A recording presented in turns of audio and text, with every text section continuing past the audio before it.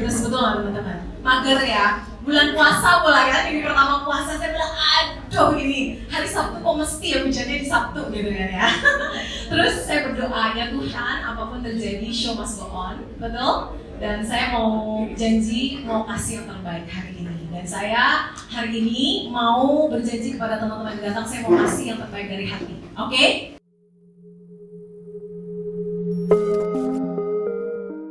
Nah, karena hari ini sangat spesial, saya mau menghargai kita semua di sini teman-teman. Ya, berapa orang yang berpuasa di sini? 50% dari ruangan ini berpuasa. Belum juga di Zoom, saya lihat ya, ramai juga. Teman-teman Zoom, APL Full House, luar biasa. Berikan tepuk tangan kepada di sini. Saya mau teman-teman, tepuk dada teman-teman bilang, saya luar biasa. Saya luar biasa. Tepuk sebelah kanannya bilang, kamu luar biasa. Kamu luar biasa. Bilang ke semua, kita luar biasa. 1, 2, 3. Kita luar biasa. Tepuk tangan semuanya. Dari beragam-ragam usia ya, ada booster muda, ada yang baby boomers, saya nggak ngomong, tapi ini baby boomers yang berjiwa milenial. Tepuk tangannya buat ibu. Kita anak muda jangan mau kalah sama semangat ibu, betul ya? Juga banyak yang usia produktif. Teman-teman datang ke sini pasti karena sebuah alasan, betul? Karena mau mencari tahu bagaimana untuk memiliki hidup yang lebih baik lagi. Setuju? Setuju ya. Dan saya mau memulai langsung aja to the point ya, supaya kita bisa banyak diskusi nanti. Saya cerita sedikit background saya, nama saya Christy Liman. Thank you buat MC kita luar biasa tadi, sangat prepare, Putri dan kakaknya yang diceritain tadi, luar biasa sekali ya. Saya merasa tugas saya udah 50% beres, karena dia sudah ngangkat suasananya, dia udah bagi-bagi hadiah lah, pokoknya ruangan ini udah ready banget. Thank you ya Puput. Sama-sama Ci. Oke, background saya adalah saya kerja di TV swasta dan industri advertising dari tahun 2004 sampai 2014. Lama nggak teman-teman? Saya juga bangsawan, bangsa karyawan. Tapi biasanya orang bangsawan itu ada dua tipe. Tipe yang kayak Puput, yang kayaknya itu merasa nggak betah karena jam kerjanya luar biasa panjang, betul ya? Gajinya dia bilang mau capai 100 juta, lama banget rasanya. Ada tipe kedua, ya. Tipe kedua adalah dia sangat passion meskipun pekerjaannya itu dari jam 8 AM sampai 10 PM. Ya, ini hampir berapa tuh? Setengah hari, 14 jam loh, 14 jam kerja. Passion dan no time. Tapi saya dulu sangat menyukai pekerjaan saya di televisi teman-teman. Saya suka berada di industri advertising karena di tahun itu, tahun 2024 ini ya, advertising, media, kerja di TV itu profesi yang orang idam-idamkan. Kalau sekarang kasta tertinggi itu masih dokter kayaknya ya, yang mahal pendidikannya ya. Kalau dulu kerja di TV itu senangnya apa? 1, ketemu artis ya. 2, saya di marketing ya, dicari-cari sama artis. Kenapa? Mereka minta project, mereka minta orderan. Jadi gampang banget ditemukan oleh orang-orang dari dunia-dunia entertainment. Dan saya suka. Kenapa? Nonton konser gratis gitu ya. Kayak beberapa teman-teman dokter ya, kan mereka bertugas jadi dokter medis, mereka nonton konser Ed Sheeran gratis. Saya juga dulu gratis, Bon Jovi gratis. Dulu lah, artis-artis zaman dulu lah, saya juga udah nggak tahu lagi lah sebelum pandemi ini ya. Gratis, dan menurut saya itu sebuah privilege. Saya sangat suka pekerjaan sebagai bangsawan dahulu. Dan satu lagi nih teman-teman, ini artis-artis ya, artis zaman dulu lah kayak teman-teman udah kenal ya. Ini Cut Mini, tahu Cut Mini nggak? Tahu, banyak sangkan aja. Yang Jason dan teman-temannya Syarif udah nggak tahu siapa Cut Mini kali ya. Tahu ya? Oh, berarti gaul ya. Ini yang main Laskar Pelangi tahu ya, sebagai gurunya Laskar Pelangi. Ada yang nggak tahu Laskar Pelangi? Nonton. Nah, wajib nonton, itu film luar biasa bagus ya. Dia pemainnya sebagai gurunya. Ini adalah bintang NBA. Dulu kita bikin event, saya nge-host di situ dari teman-teman saya. Pokoknya kehidupan di bidang entertainment dan advertising itu menyenangkan dan luar biasa dan saya sangat suka. Terus ini adalah kartu pers saya. Ini udah abu-abu tapi masih saya simpen di dalam mobil. Ini berguna. Ada yang tahu gunanya buat apa? Hebat, berarti Anda sama kayak saya suka melanggar lalu lintas.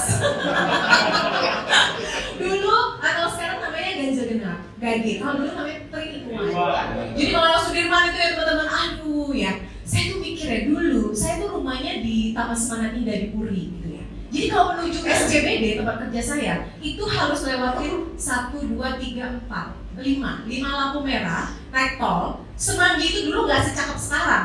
Semanggi itu dulu, masya Allah, macetnya nggak karuan-karuan. Dan selalu ada polisi yang prit gitu ya, iya kan? Nah, saya karena berbekal kartu PSPD, selalu sendiri di mobil, buka kaca, Pak izin melintas, keluar di kartu persnya. Polisinya, silakan Bu. Mereka takut sama pers, gitu ya. Dan mereka biasanya taunya kita itu meliput berita, padahal saya nggak meliput berita. Tampangnya penting meyakinkan, Pak izin melintas, gitu ya. Nah terus yang kedua, kalau lagi sial di hari itu, biasanya polisi suka nyari duit ya. Dia mau ngecek lah STNK sama SIM. Nah pastikan meskipun kita punya kartu pers, tetap aktif warga negara baik ya, bayar pajak. Dan selama kartu-kartu kita, paper kita itu aman, pokoknya kita pasti melintas dengan aman. Dan itu membuat saya merasa saya sangat bangga dan bersyukur ya bisa menjadi temannya Polantas, masuk ke kemana-mana pokoknya bawa kartu pers, gitu, dimudahkan. Parkir gampang kali. Oh silakan. Jadi kalau usah mobil premium Eropa. Dulu kami bawa Xenia aja dihormati banget. Dulu mobil dinas kan kalau nggak ada Xenia ya, tapi tetap dihormati. Nah, terus satu lagi, tapi diam-diam aja. Ini jangan dikasih tahu. Saya masih bawa di kartu pers karena tidak ada tanggal expired. Saya udah resign kapan tahun gitu ya, tapi saya masih pakai kan. Jadi kemarin biasa gitu ya, suka nyelip, saya mau nyetir, pokoknya begitu deh teman saya tuh Yanti sama kita ya, 140-200 km/jam keluar kota ya. Nah saya potong jalan, jadi belum boleh ke kanan, saya ke kanan duluan. Terus saya bilang, aduh saya sebenarnya pengen integritas, saya nggak mau ngeluarin, coba boleh lah lagi hujan-hujan. Pak izin melintas, saya cuma bilang izin melintas, saya nggak mau apa-apa. Oh ya silakan. Puji Tuhan, barunya masih sakti. Jadi saya dulu punya yang namanya kartu sakti. Nanti kita cerita kartu sakti berikutnya. Oke? Nah, tapi teman-teman, saya nggak ada waktu. Saya passion tentang pekerjaan saya, tapi saya no time. Saya punya anak waktu itu, anak pertama, yang tadi ada di video profile yang cowok. Dia waktu itu berumur masa-masa saya kerja keras luar biasa itu dia umur SD, saya ingat SD kelas 1, kelas 2. Dia bandel banget, sangat bandel. Kenapa? Dia jarang bertemu dengan saya, dia jarang punya waktu berkualitas bersama saya. Karena pagi-pagi berangkat sekolah, diantar papanya atau diantar supir, ya, saya udah cuma nyiapin sarapan ada Mbak, udah dia pergi sekolah. Pulang, saya masih kerja, sampai rumah, saya jam 11 malam ya, kadang kalau ada syuting bisa sampai jam 2. Dia tidak pernah bertemu saya. Dan anak-anak umur segitu, Angie pasti ya, pengen bertemu dengan mama ya, pasti ya. Dan anak saya melakukan segala kenakalan-kenakalan. Dia nggak mau mandi, dia main bola, terus langsung naik tempat tidur, pokoknya segala macam kenakalan dan saya pusing. Tapi dia adalah anak suster dan anak mbak lah. Ya itulah kesalahan saya di masa lalu. Sampai kemudian, ya, 2012. Ini adalah titik terendah saya di masa karir. Papa mertua saya kena serangan jantung. Ini anak saya. Ini anak kecil badannya luar biasa pada zaman itu. Luar biasa, ya. Tapi 80% kebandelan dia kena salah saya, ya, karena saya tidak cukup memberikan kasih sayang buat dia. Nah, papa mertua saya kena serangan jantung, 3 tahun survive, dan selama 3 tahun itu bolak-balik rumah sakit. Usianya sudah di atas 70 tahun. Jadi menurut profesor yang menangani dia, dokter ya, tidak bisa bypass, tidak bisa pasang ring, tidak bisa dilakukan tindakan apapun karena usianya terlalu berisiko. Jadi beliau bertahan hidup dengan obat. Dan mama mertua saya adalah orang Chinese yang sangat percaya kepada kekuatan herbal. Ya, jadi dia menggodok obat-obat itu untuk membuat mama mertua bertahan. Sampai kemudian tahun ketiga, beliau masuk ke rumah sakit terlama selama 3 tahun dia menderita jantung. 31 hari dia di ICU. Tahun 2012. Pada saat itu kalau dipukul-pukul saya bone udah nggak baca. Tadi saya saya mau fotoin bonnya tapi udah nggak kebaca, udah hurufnya udah hilang-hilang, tulisan udah hilang. Total biaya yang kami habiskan itu sekitar 500 juta lebih di tahun 2012. Gede nggak? Gede banget. Mungkin udah MM-an kalau dijadikan uang sekarang. Tidak ada asuransi sama sekali. Dan suami saya anak tunggal, satu-satunya, bangsawan juga, bangsa karyawan. Saya pun bangsawan ya, kita dua-duanya masih bekerja di perusahaan dengan gaji. Oke? Yang terjadi pada saat itu adalah yang jaga ya giliran. Mama mertua saya juga sudah tua, yang udah hampir umur 70 tahun, dan gantian dengan suami saya. Ya, mama saya jaga siang hari ketika suami saya kerja, suami saya jaga malam hari. Dan di ICU kan nggak ada ruang tunggu. Jadi dia kalau nggak tidur di ruang tunggu ya tidur di mobil. Nggak enak lah, nggak enak banget. Dan bolak-balik 31 hari nggak ketemu saya, nggak ketemu sama anaknya. Karena apa? Pulang kerja jam 8, ya, mandi, ambil baju, anak saya udah tidur. Pergi ke rumah sakit, jaga, habis itu pagi bangun, mandi di rumah sakit cuci muka lah, udah nggak bisa mandi yang benar. Berangkat ke kantor, pulang lagi, ambil baju, balik lagi ke rumah sakit, 31 repeats. Dan itu masa-masa yang sangat amat penuh dengan ketidakpastian. Kita nggak tahu papa bertahan sampai kapan. Kita tidak tahu biayanya akan membengkak sampai berapa. Dan dokter itu sebenarnya dia sudah bilang ke mama mertua saya, Ibu, secara medis bapak ini sudah tidak ada nafas, tidak ada denyut jantung. Tapi kami dokter bertugas menahan untuk supaya denyut jantungnya bisa terus. Jadi sebenarnya kalau ibu mau pulang, silakan. Kalau Anda sebagai anak kira-kira di posisi seperti itu, kira-kira mau kuat-kuatan si papa atau kuat-kuatan kita? Jujur. Secara duit rasanya mau give up ya.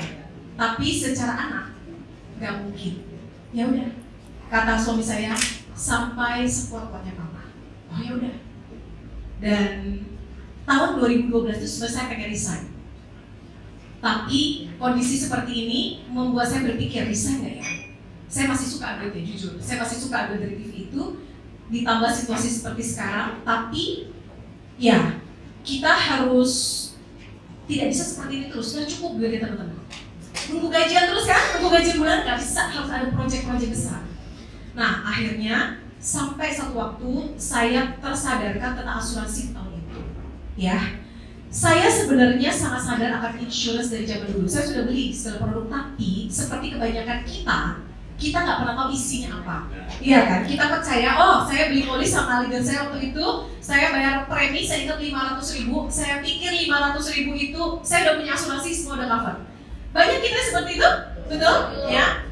Dan akhirnya ketika melihat kondisi papa seperti itu, saya ajak leader saya, Pak, ajarin saya cara baca buku polis. Saya nggak mau kejadian seperti itu terulang di generasi kita berikutnya. Cukup cut sampai generasi si papa aja.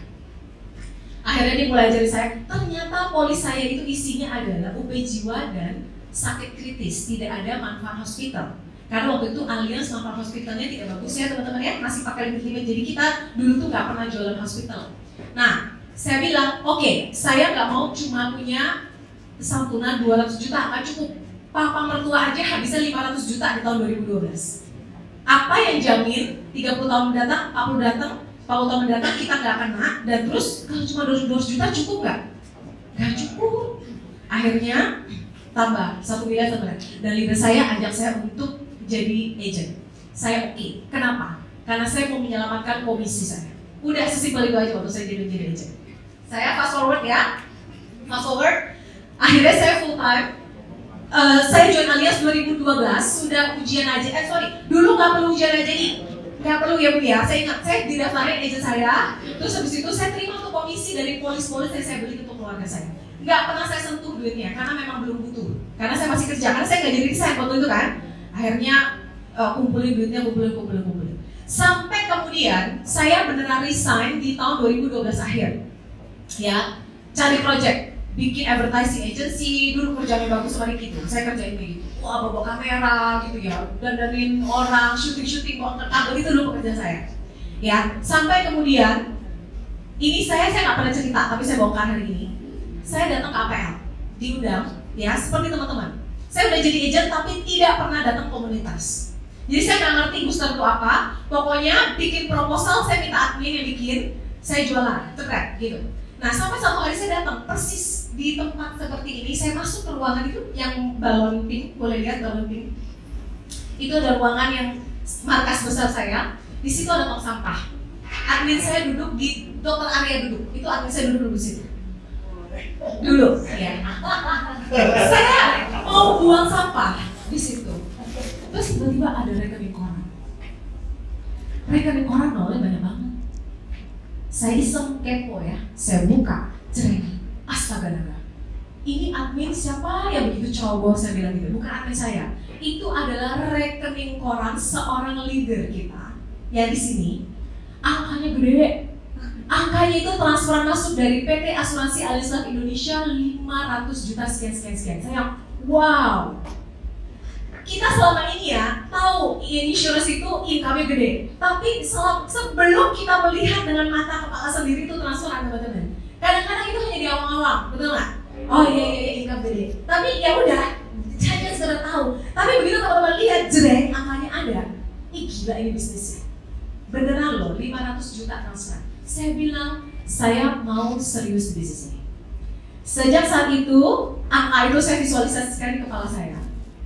Ternyata di bisnis insurance bisa capai income seperti itu. Ya, dan akhirnya leader saya waktu itu mengirim saya ke acara booster gathering di Bali.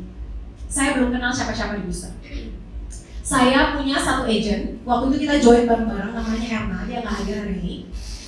Dia itu jadi agent bersama dengan saya. Saya capai kontes Bali itu, dia nggak capai. Leader saya biayain saya untuk pergi ke Bali karena reward, oke? Saya bilang, Pak boleh nggak saya ajak Erna, saya bayarin. Jadi waktu itu mental pebisnis saya udah tumbuh. Saya udah tahu ini bisnis gue harus men-treat bisnis ini seperti benar-benar bisnis, bukan karyawan. Jadi si Erna saya bayarin. Erna ikut ke Bali barengan sama saya. Toh hotelnya udah ada toh. Saya tinggal bayarin tiket pesawat. Saya minta izin leader saya bilang oke, karena saya tanggung dia. Akhirnya saya dari Erna belum dapat offer riding teman-teman, karena BI belum dapat apa-apa waktu itu kan. Oke, kami pergi ke Bali dan saya terbelalak, eyes opening banget. Saya melihat orang-orang ya yang dulu saya tahu persis nggak ada siapa-siapa, bukan siapa-siapa Pak Feni Wantau contoh ya, dia nggak ada di sini lagi Grand Gatsby di Medan. Beliau itu saya tahu dulu naik motor, dia naik motor, saya udah bawa mobil, karena saya dari mobil kantor, ya mobil kantor bayar. Dia masih naik motor, saya nggak banget. Saya lihat dia, saya satu gereja sama dia. Tiba-tiba dia udah bicara di depan, dia bilang income-nya sekian. Ada lagi mentor-mentor yang lain cerita, dan saya tahu banget itu mentor dulu saya bawa mobil juga lebih cepat daripada dia. Tiba-tiba income-nya udah segitu, dan yang di tong sampah itu income dia ternyata.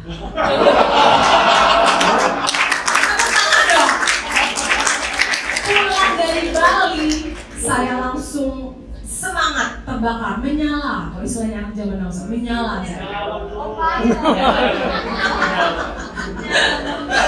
Oke, saya mau serius, saya tinggalin tuh semua bisnis advertising. Pusing urus pajak gitu kan ya. Akhirnya saya fokus, 2016 sampai sekarang, saya have time, saya have money, saya punya impactful life. Ya, dan kita fast forward. Ini Papa Mertua Kena Jantung tadi udah cerita ya. Di sini saya seklik-kliknya tentang manfaat critical illness. Ini yang waktu itu saya dicuci otak teman-teman. Ya, Christine. Critical illness itu ibarat iceberg. Iceberg, tahu ya? Gunung es yang kelihatan kecil, tapi bawahnya, ini yang bikin Titanic bocor tenggelam, gitu. Kelihatannya dia pengobatannya apa? Kecil. Enggak kecil buat saya Pak, saya bilang waktu itu mentor saya. 500 juta itu udah ngep-ngepan, saya bilang. Tabungan udah habis, kartu kredit wah udah 3-4-5 kartu kredit itu. Tapi itu masih yang terlihat di bawahnya. Kamu lihat, biaya pengobatan di luar plafon. Oke, waktu itu nggak ada insurance, jadi semuanya bukan pakai plafon lagi, semua benar dari kantong sendiri, ya. Biaya pengobatan alternatif, mana saya masak herbal itu, waduh, ginseng, anco, kici, Kamu you name it lah, jamur-jamur dari Himalaya, Tibet, saya udah nggak tahu lagi. Impor sana, impor sini, ya. Income yang hilang selama tidak bekerja. Saya masih bersyukur suami saya masih punya income dan bukan dia yang kena. Jadi kita tetap harus lihat segala sesuatu dari sisi positif, betul? Kita masih punya income untuk bisa bayarin si papa. What if yang terkena itu sakit kritis adalah si pencari income? Apa yang terjadi?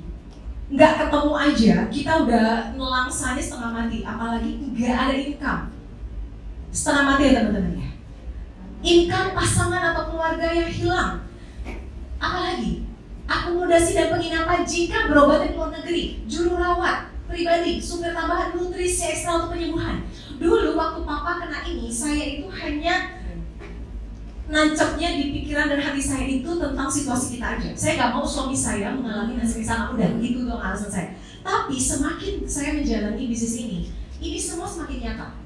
Saya baru pulang dari Pineng bulan lalu, antar orang tua medical check up. Puji Tuhan papa mama sehat ya. Tapi om saya kena kanker usus stadium 4. Gak ada tanda-tanda apapun. Dia hanya merasa sakit perut, susah buang air kecil, cuma itu doang. Dan biasa orang kampung ya, dia tinggal di kampung banget gitu ya. Dia punya perkebunan sawit gitu kan. Jadi udahlah nggak apa-apa. Anak-anaknya untung berpikiran maju. Papa check up, sekali check up kanker stadium 4. Bayangkan. Dan sekarang dia bolak-balik kemoterapi di di Adventist Hospital. Dan dia di sana kan tinggal bolak-balik ya, minimum 10 hari sewa rumah ya, terus bolak-balik. Nah bulan depan datang lagi, wah nggak kira-kira. Dan saya semakin ini memahami bahwa iceberg yang di bawah ini betul adanya. Ya, itulah critical illness hidden cost yang terjadi. Dan kalau bisa menimpa sama kita, ya apa yang di luar sana mungkin bisa terjadi juga kan sama orang di luar sana. Mungkin banget. Dan self stock ini saya bawa kemana-mana. Waktu awal saya jadi agent, hanya ini aja self stock saya tentang critical illness. Lalu mentor saya memperlihatkan slide ini kepada saya. Ini animasinya nggak jalan, tapi kita coba lihat ya. Saya mau tanya ke teman-teman, kalau kita cari sumber income yang ideal, backup income, ya kira-kira kita mau yang aktif income atau passive income itu? Hasil kecil atau besar? Mau rawan atau aman? Mau ditentukan orang lain atau anak muda? Diri sendiri, Syadi? Diri sendiri. Ya, that's why anak muda ini dari sini nggak mau kerja kantoran, betul? Ya. Ini anak aja saya lulus kuliah nggak mau kerja kantoran, dia langsung full time. Dan juga Jason tadi ya masih Enzi, Rafa, semua anak-anak Gerwai sekarang itu ya teman-teman, luar biasa, nggak mau lagi jadi bangsawan kayak kami zaman dulu, betul ya Bu ya? Terus kerja sebagai karyawan atau bisnis sendiri? Kalau bisnis sendiri, musiman atau segala musim? Terpengaruh ekonomi politik pandemi atau tidak terpengaruh? Tidak terpengaruh. Saya sama orang. Ini benar kita nggak tahu.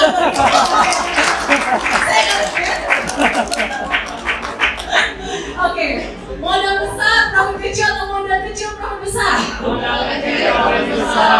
Satu kali transaksi profit 1 kali atau 1 kali transaksi profit 60? Tidak bisa diwariskan atau bisa diwariskan? Bisa diwariskan teman-teman. Saya kayak, oke, saya mau. Saya bilang sama diri saya, kenapa nggak dari dulu? Dulu lu kagak ngerti, kata dia. Gue udah cerita ini, tapi dulu lagi menikmati income, menikmati passion. Jadi dia cerita semuanya sama, saya nggak dong-dong. Jadi begitu udah kena, ya semua orang ada waktunya kalau kata Bapak Taji. Setiap orang ada masanya, setiap masa ada waktunya, ya. Itu excuse. Saya menyesal karena nggak dari dulu aja. Mungkin itu yang di tong sampah itu, rekening tong sampah itu saya juga angkanya begitu. Oke, jadi teman-teman jangan nunggu sampai orang tunjukin slide ini. Ketiga, keempat kali kamu baru dong. Sekali aja udah bertobat. Entah kalau nggak nyesel ya. Ini betul? Passive income, hasil besar, aman, ditentukan diri sendiri. Apalagi baca bareng-bareng yuk.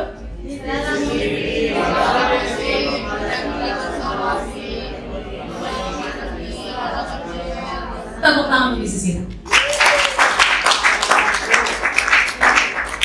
Ideal banget, betul. Nah, waktu saya awal jadi PT, baru memulai, apa yang saya omongin? Cuma dua ini, dua aja. Satu, paper asset, konsep paper asset. Yang kedua, konsep income protection program. Orang bilang ya, waktu awal ya, waktu dari sini, kamu enak, kerja di TV, linknya banyak, kata dia. Ya, punya privilege. Enggak.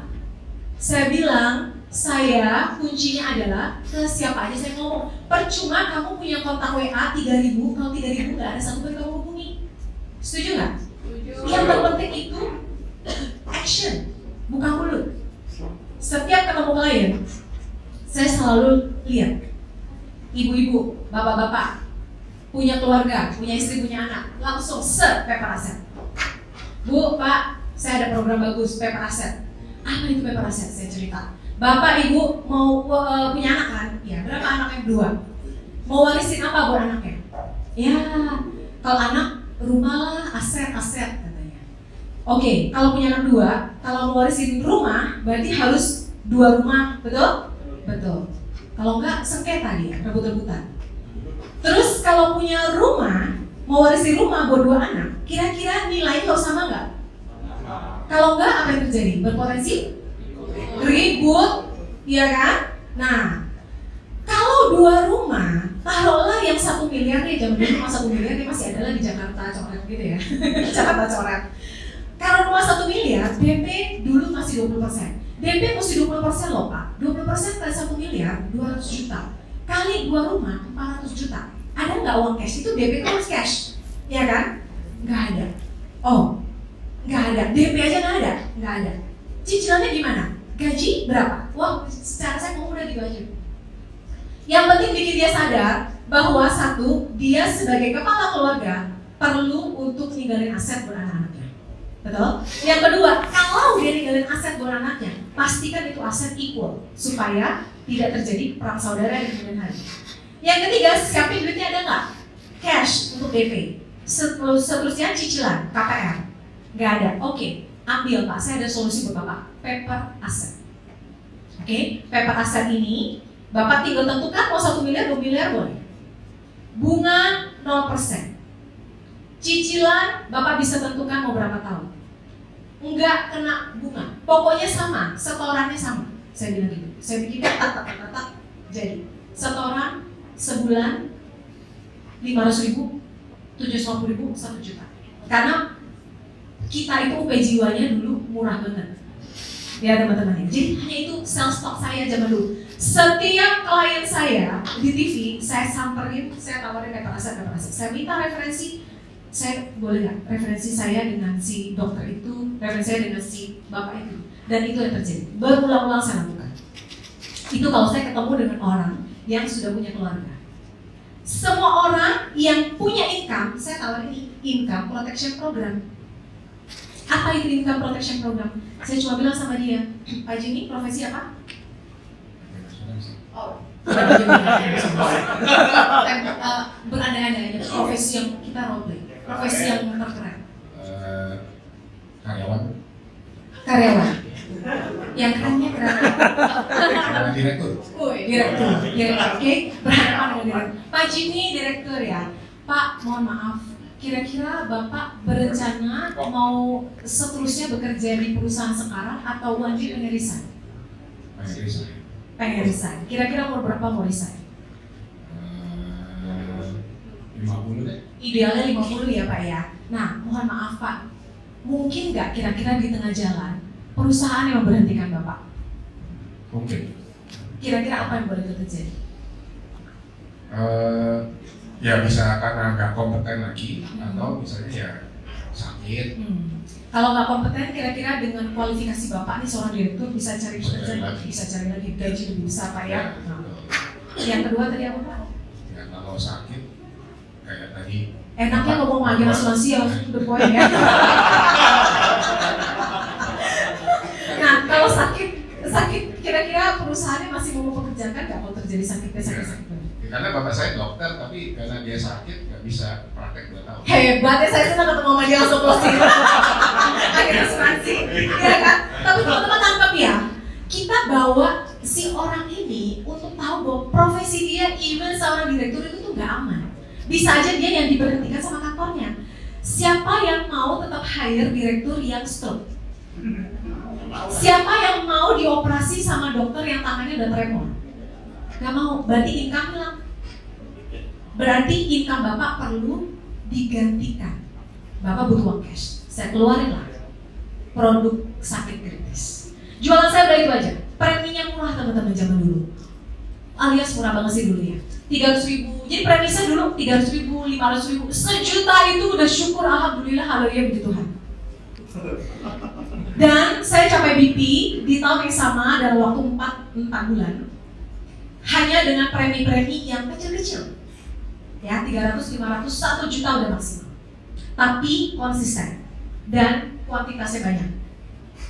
Ya, next. 3 resep sukses dari mentor saya waktu itu. Yang pertama, dia bilang, Christine, jadilah penjual yang hebat. Kamu harus jago jualan. Kenapa? Karena kamu perlu secepat-cepatnya jadi BP dan unlock unlimited income. Kamu jadi BP terus, income kamu ada segitu-gitu aja, persentasenya ketakar 23,25% kali jumlah premi, dan itu lama banget. Tapi kalau kamu jadi BP, kamu kayak main game. Wah, main game gimana tuh? Kamu naik ke level berikut. Kamu unlock satu sumber income yang unlimited. Kenapa? Karena kamu mulai dari offering, kamu bisa mulai bangun tim, kamu mulai bisa menikmati offering, kamu bisa membangun timmu, dan mereka pun melakukan hal yang sama seperti kamu sampai kamu nggak tahu income itu dari generasi 1, 2, 3, 4, seterusnya. Oh, oke, saya mau cepat-cepat jadi BP. Dia bilang, jadilah penjual yang hebat. Makanya saya selling teman-teman. Jadi di awal saya jadi BP, saya sudah mengeluarkan potensi selling saya dengan sangat menggebu-gebu. Saya mau jadi penjual yang hebat. Kenapa? Saya mau unlock unlimited income. Resep sukses yang kedua kata dia, rekrut dan bimbing agen-agenmu melakukan step 1. Ya, lead by example dan jadilah billion unit club setiap tahun. Resep nomor 2 kata dia. Jadi setelah saya jago di sini, saya bantu orang untuk menjadi seperti saya. And repeat. Simple ya. Oke? Pertama, beresin diri sendiri. Habis itu, ajak orang lakukan seperti yang kamu lakukan. Dan lead by example itu paling gampang menggerakkan orang. Setuju nggak teman-teman? Kita mau kasih kontes apapun, terus kita suruh agent kita untuk kamu capai, kita sendiri enggak, susah loh. Tapi kita udah capai, kita jebret posting aja di grup, oke, Shanghai sudah capai, wah panas deh, kita aja mau juga, betul nggak? Lead by example adalah cara terbagus, terbaik, untuk terefisien untuk membangkitkan semangat tim. Ya, dan jadilah Billion Unit Club setiap tahun. Sejak saat itu saya memutuskan dalam diri saya, oke, saya akan bantu dan minimum outside unit 1 miliar per tahun. Langkah ketiga kata mentor saya, bimbing para BP-mu melakukan step 2. Jadi 1, 2, ajar mereka lakukan 1, 3, ajarkan mereka melakukan 2. Udah itu aja, sesimpel itu. Dia bilang tanpa kamu sadar ingin kamu otomatis ratusan bahkan miliaran. Kamu udah nggak sadar tiba-tiba naik aja begitu. Oh begitu ya Pak? Iya. Oke. Dari sini kan berarti BP kita menjadi seperti kita, menjadi BP, betul? Kita bimbing dia untuk dia lakukan step 2. Dia juga rekrut BP di bawah dia untuk menjadi penjual yang hebat. Dan kalau disimpulkan dalam sebuah prosperity map, saya pinjam istilahnya Pak Henderson, prosperity map, ya. Seperti ini kurang lebih. Langkah pertama, kamu jadilah penjual yang hebat. 300 juta secepat-cepatnya, 300 juta premi yang disetahunkan, itu kurang lebih 25 juta premi. Kalau bisa, tambah dikit lagi, jadilah BP Champion. BP Champion itu 400 juta. Karena kita pengen dong jalan-jalan, betul ya? Kurang dikit lagi, push aja. Jalan-jalan rame-rame kan menyenangkan. Setelah itu, kamu jadi BP, lakukan hal yang step 2. Bangun minimum 3 BI jadi 3 BP. Ya, lakukan aja. Angka 3 ini sebenarnya bukan mutlak ya, ini cuma roadmap aja. Kita bisa lebih bahkan daripada ini. Itu aja pekerjaan kita. Tanpa kita tersadar ini, pada saat kita jadi BP, income kita garansi 7 juta. BP Champion ya, income kita garansi 7 juta. Setelah itu kita lakukan step 2 seperti yang tadi. step 2 ini, income kita otomatis berapa? Udah pasti 20 juta di tangan. Setelah itu apa? Kita lakukan kembali step 2 dan step 3. Yang terjadi apa? Income kita akan 35 juta, 100 juta, 350 juta, dan seterusnya. Tiba-tiba itu udah gunung aja, tanpa kita sadari. Sederhana? 1, jadilah sama-sama. 1, Jadilah penjualannya Pak. 2, Rajin lebih 3,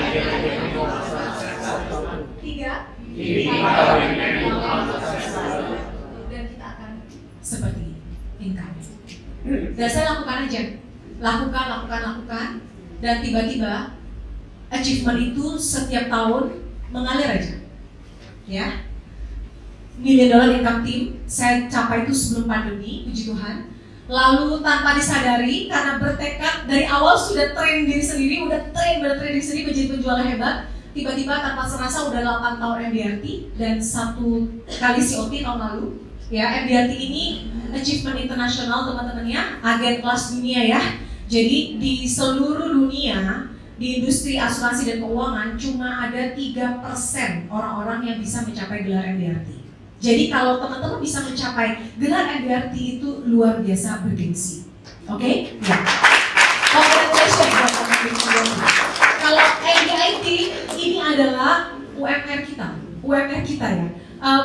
Minimum 1M 1 tahun itu wajib banget lah kalau di Jakarta ya. Buat yang berkeluarga, ada KPR, mobil, rumah, segala macamnya. Jadi 100 juta itu udah wajib banget ya.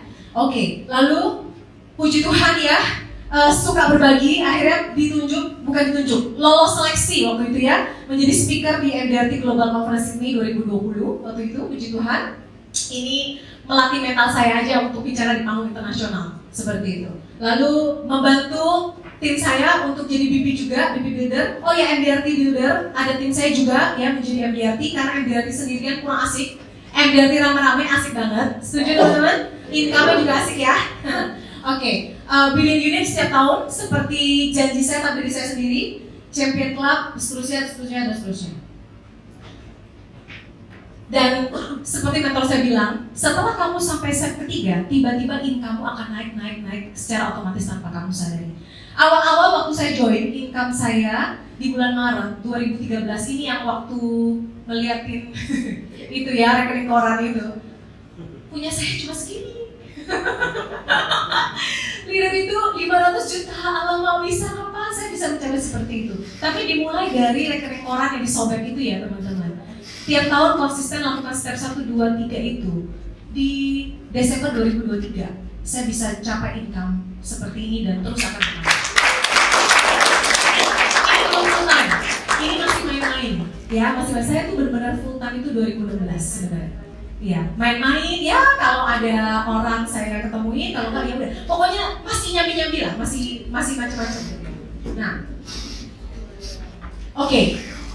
Selain income, uang ya, kita itu dikasih reward sama Allianz setiap tahun keliling dunia. Tahun ini booster kita rame-rame akan pergi ke Turki ya. Ini dari tahun 2015 sampai sekarang selalu tidak gagal trip ya, dan bersyukur banget semua benua kecuali Afrika sudah kita kunjungin ya. Ini tahun lalu di Spanyol, ini di Pontesnya Bangkok sampai Malaysia ya, ini Eropa, ini Amerika, ini Australia, ini Allianz Arena. Ini wajibnya perlu ya mengunjungi kampung halaman ya bagi pecinta bola juga gitu ya. Jadi semua benua puji Tuhan sudah sempat diinjakan meskipun belum sampai yang pojok-pojok. Tapi paling tidak kita travel gratis, betul teman-teman? Dulu waktu saya di TV travel, saya cari orderan tuh yang bisa mengirim saya ke luar negeri. Tapi ya beda. Kalau dulu waktu ke luar negeri syuting bola, contoh syuting basket NBA. Ya kerja saya sama kayak ini Mas Bagus sama Mas Ricky. Saya kamerain ya, karena saya perempuan ya agak enteng lah pekerjaannya ya. Make up artis, touch up gitu. Terus bawa kabel ya macam-macam. Tapi di Allianz, travel sama Allianz menyenangkan. Kita dibayarin, kita pokoknya happy. Dan saya ingat Henderson 2 minggu lalu ada cerita soal shopping. Saya mau cerita soal shopping teman-teman, biar teman-teman semakin termotivasi untuk bisa dapat trip ya. Trip saya trip itu ada 2 macam. Trip tiga macam. Trip yang kecil, yang cuma Bangkok, Bali, gitu-gitu ya. Itu biasa fast start. Ada lagi trip yang namanya champion. Trip champion itu yang Asia, ya. Kalau Korea gitu ya, Turki, Jepang, ya. Lalu ada trip premier, targetnya juga lebih gede, 800 juta. Trip premier itu yang udah Eropa, Amerika, umroh gitu-gitu. Pertama kali saya trip premier itu tahun 2016, saya ingat. Travel dengan orang-orang yang achieve premier itu luar biasa ya, luar biasa nyekek leher saya bilang. Jadi saya waktu itu dapat trip premier, income belum seperti sekarang, income masih biasa-biasa aja. Jadi kalau saya keluar negeri, saya cuma berani open kartu kredit itu limitnya maksimum 50 juta. Saya nggak berani lebih. Saya takut tergoda tas. Tas yang harganya di atas 250 juta, mateng bayar pakai kartu kredit udah habis gaji gitu kan. Jadi saya cuma kunci limit 50 juta. Nah suatu hari saya yang capai premier itu orangnya nggak banyak, paling beberapa puluh aja, ya. Dan dari penampilannya udah beda, tas yang ditenteng juga beda. Udah nggak ada lagi MK, Michael Kors udah nggak ada, Coach, Kate Spade udah nggak main. Semuanya udah LV, Chanel, Hermes, macam-macam. Minimum Tory Burch, minimum ya. Jadi saya waktu itu berjalan bersama seorang TOT, nggak usah disebut namanya, takut zoom, takut gimana. Jadi dia bilang, Christine ada temani saya. Oke Ci, saya temenin. Saya mau beli Longchamp, tahu Longchamp? Kalau bahasa Prancis itu Longchamp aja, Longchamp, oke? Tapi kita bilang Longchamp aja. Itu waktu itu di Praha. Dalam hati saya, ini TOT masa iya pakai Longchamp? Saya aja udah nggak pakai. Dalam hati ya. Tapi ya udah mungkin dia mau beli buat anaknya, gitu kan. Christine, saya mau beli 12. Saya suka kaget 12. Cici buat siapa mau jualan? Saya pikir dia just tip. Lah masa iya TOT masih just tip? Kok amat dari gitu kan? Saya mau kasih ini buat nasabah saya. Jadi saya mau beli 12. Saya mau kasih ke mereka. Satu tas ini pasti akan jadi ALP, kata dia. Wow.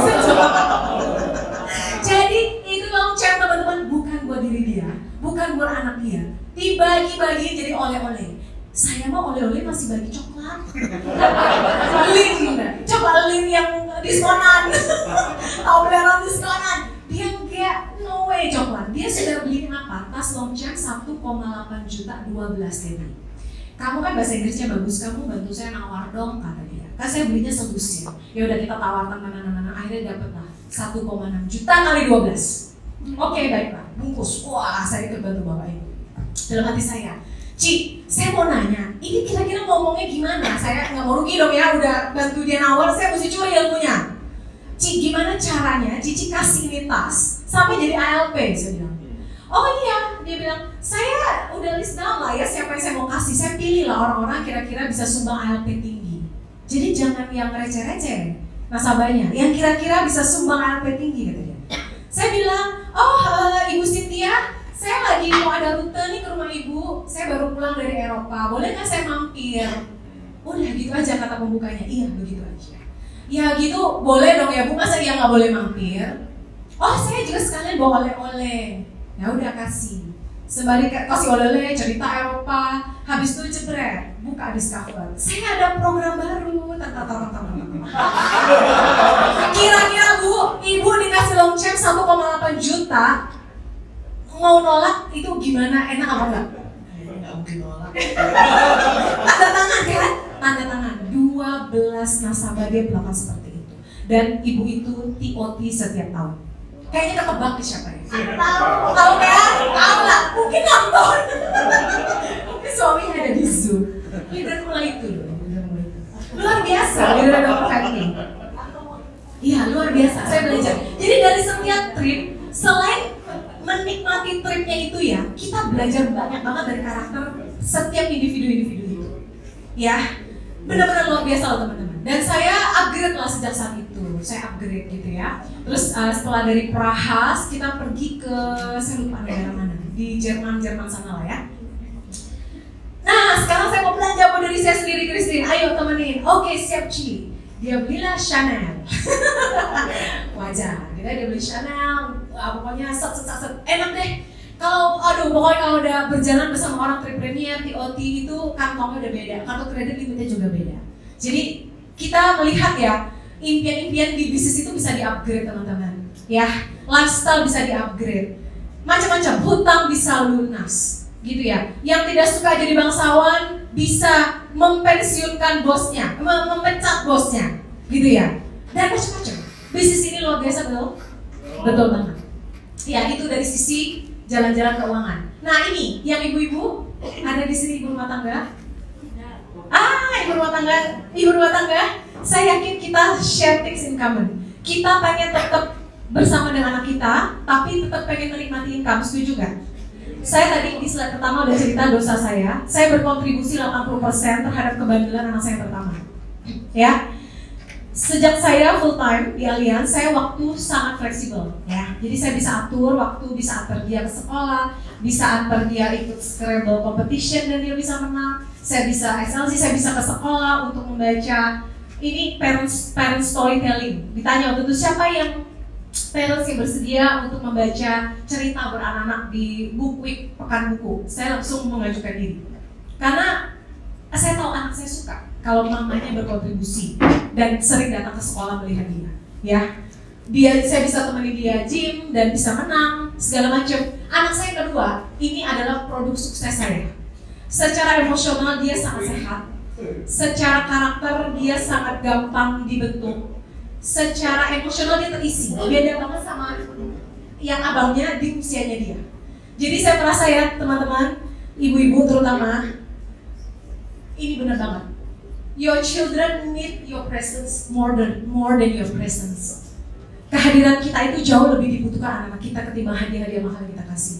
Kalau dulu sama si kokonya ini, saya setiap minggu pasti ke ELC, Early Learning Center, Mother Care, toko-toko mainan yang mahal-mahal. Apalah namanya? Udah lupa, udah lama nggak beli mainan. Kids Station, sekarang Shopee, Tokopedia.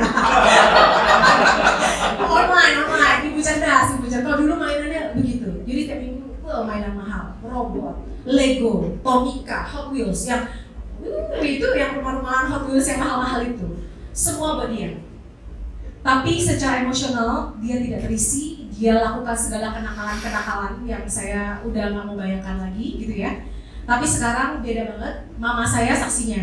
Mama saya kemarin baru datang ke rumah, dia bilang, anakmu yang sekarang beda banget ya dengan dia zaman kelas 1 dan kelas 2 SD.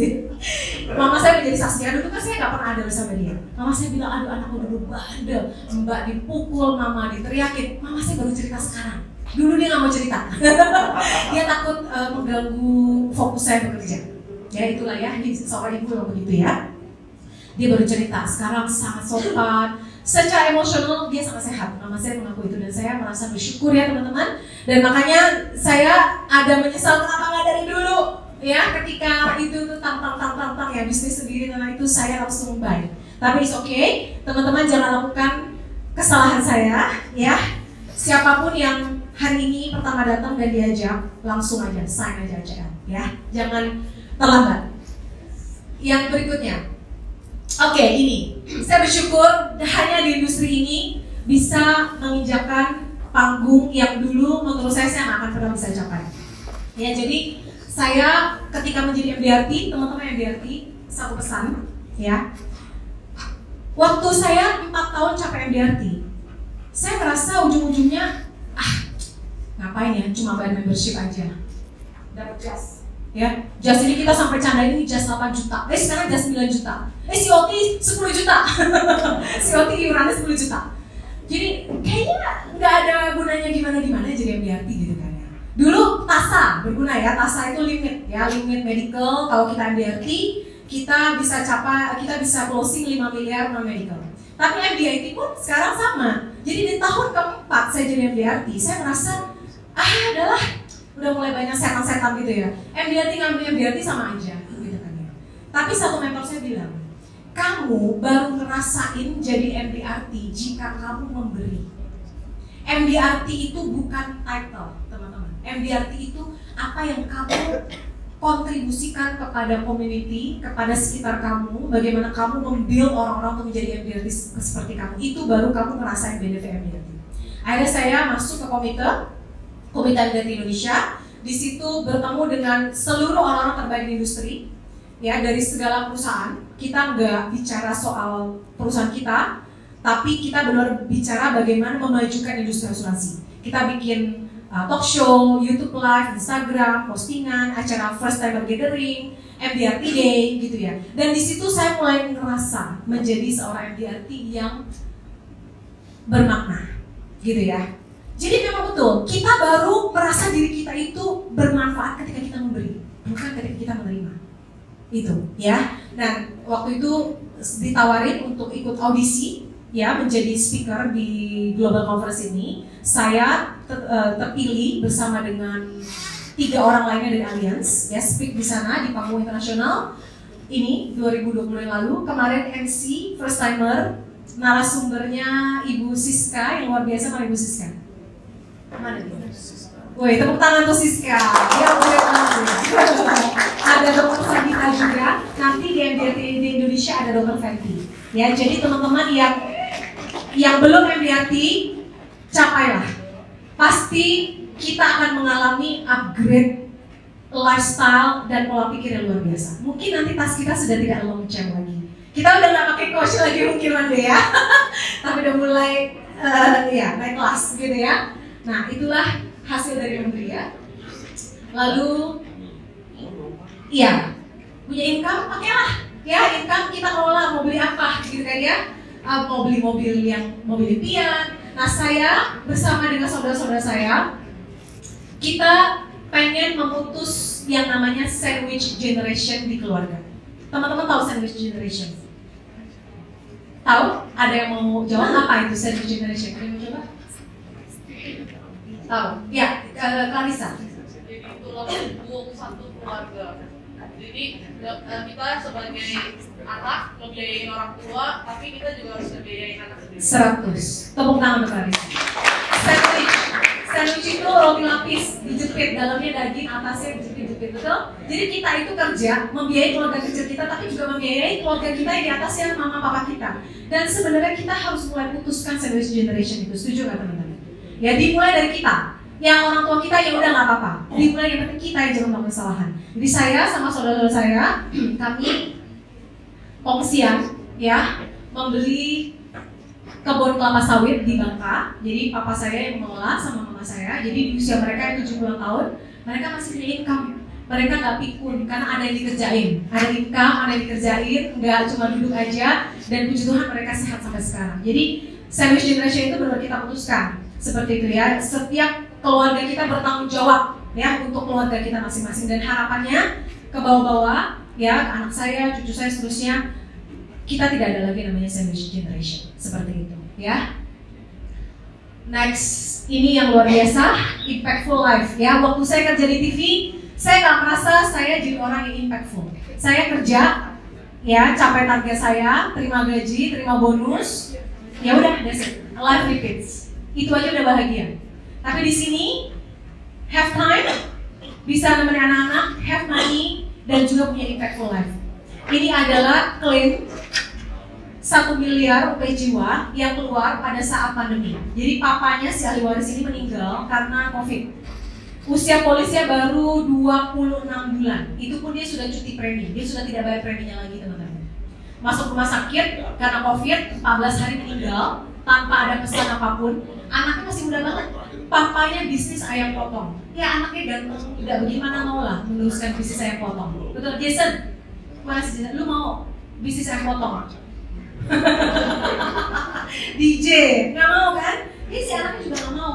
Papanya udah tahu, waktu papanya buka polis sama saya, dia cuma bilang, saya itu punya hutang bisnis, Christine. Saya nggak mau kalau saya meninggal suatu hari nanti, bisnis saya ini diwariskan ke anak saya, hutang dalam bentuk hutang, nggak mau. Dan dia nggak bakal mau lanjutin bisnis saya. Jadi saya belilah UP jiwa. Jadi ketika saya meninggal, UP-nya kamu tolong bantu, saya mau pakai buat donasi hutang bisnis, sisanya buat anak. Dan terjadi.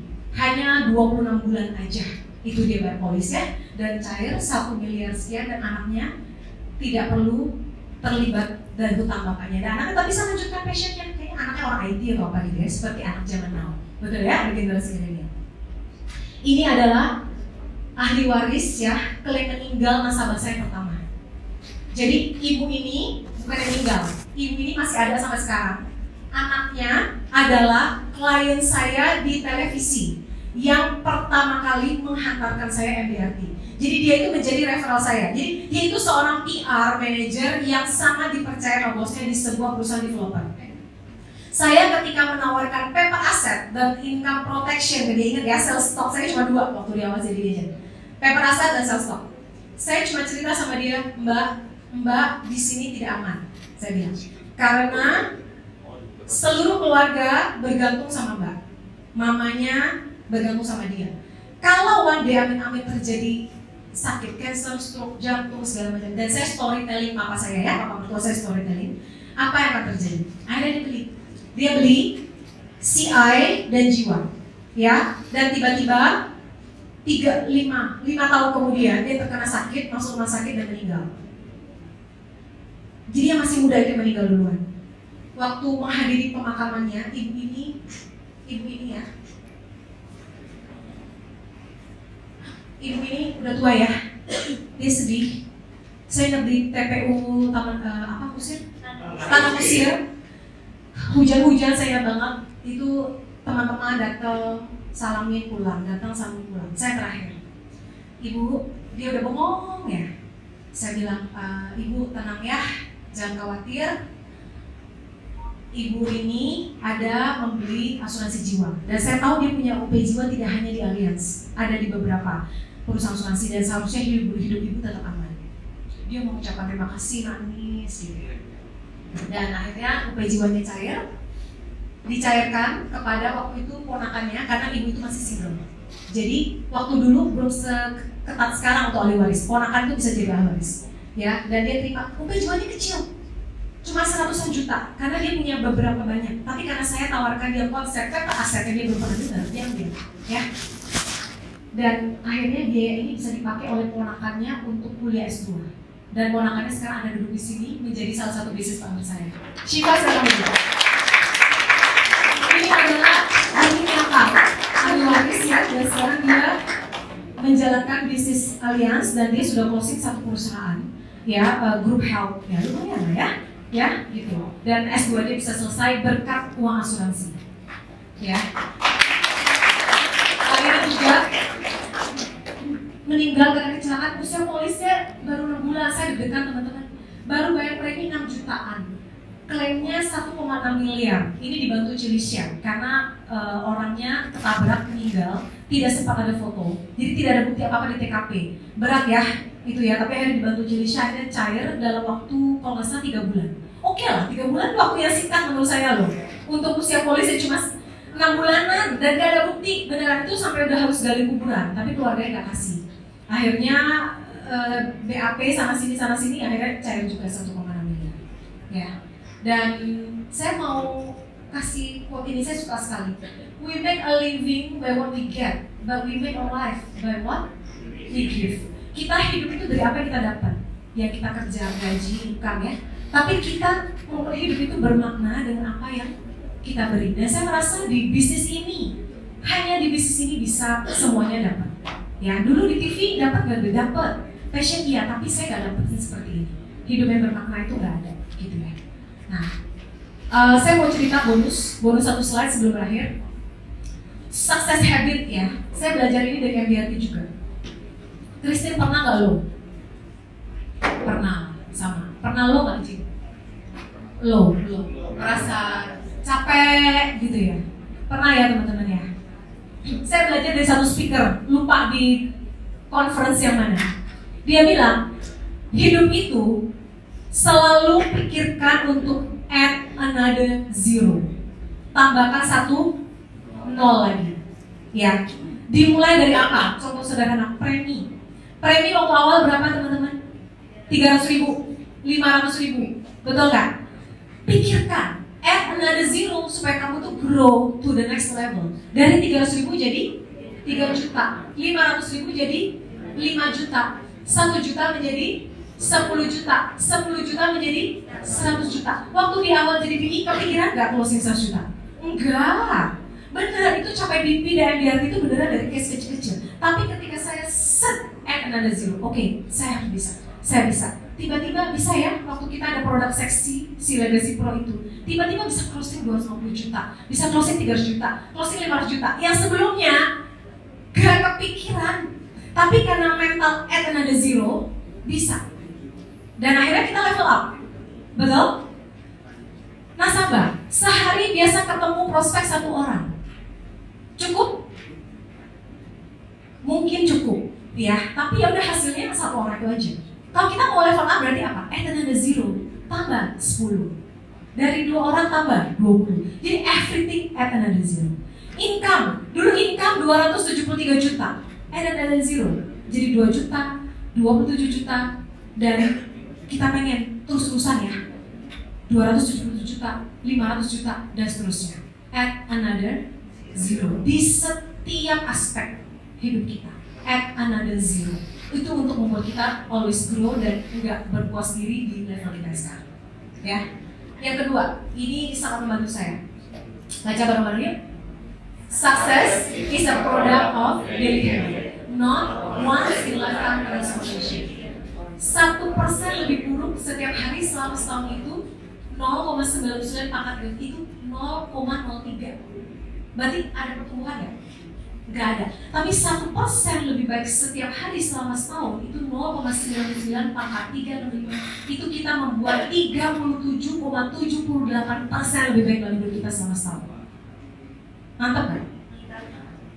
Cuaca begini mendung-mendung mager membuat kita rasanya aduh nggak mau ngapa-ngapain, betul? Tapi kita pengen 1% lebih baik, maka kita datang ke APL. Setuju nggak? Kita 1% lebih baik kita tetap push up, sit up 10 menit. Setuju nggak?